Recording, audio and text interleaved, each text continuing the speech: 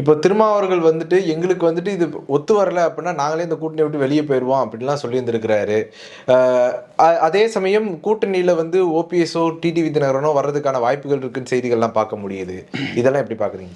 நான் தான் இந்த நிகழ்ச்சி ஆரம்பத்திலே சொல்லிட்டேன், இது மிகப்பெரிய ஒரு பிரைமரி ஃபோர்ஸ், முதன்மை சக்தின்னு சொல்லிட்டேன்.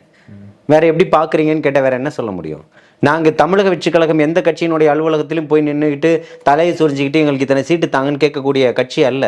இன்னொரு கட்சியை தலைமையாக ஏற்றுக்கிட்டு துணை முதல்வர் பதவி தாங்க, எங்களுக்கு 50-60 சீட்டு தாங்க, 100 சீட்டு தாங்கன்னு பேரம் பேசக்கூடிய கட்சி இல்லை. வருபவர்களுக்கு ஆட்சியிலும் அதிகாரத்திலும் பங்கு தர்றேன்னு சொன்ன இந்த சமகாலத்தில் இருக்கக்கூடிய இந்த தமிழகத்தினுடைய வரலாற்றில் இருக்க சொன்ன ஒரே கட்சி தமிழக வெற்றி கழகம் தான். அது தலைவர் தளபதி மட்டும்தான். அதனால் அவரை நோக்கி அத்தனை பயணங்களும் வரும். திமுக கூட்டணி உடையும், அதில் மாற்று கருத்து கிடையாது. எதிரிகளுக்கு சிம்ம சொப்பனம் தான், பாசிசத்தை எதிர்க்க தான் செய்கிறாரு.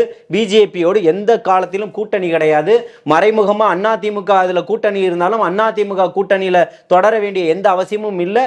அதிமுகவும் தமிழக வெற்றி கழகத்தினுடைய தலைமையை ஏற்றுக்கிட்டு வந்து நின்றுமா கூட்டணிக்கு? அதெல்லாம் வந்து பேசிக்கிட்டே இருக்க வேண்டியதுதான். தமிழக வெற்றி கழகத்தினுடைய தலைமையில் தான் கூட்டணி தலைவர் தளபதி அவர்கள் தான் முதல்வர் வேட்பாளர். வரக்கூடிய கட்சிகளுக்கு நிச்சயமாக ஆட்சியிலும் அதிகாரத்திலும் பங்கு உண்டு.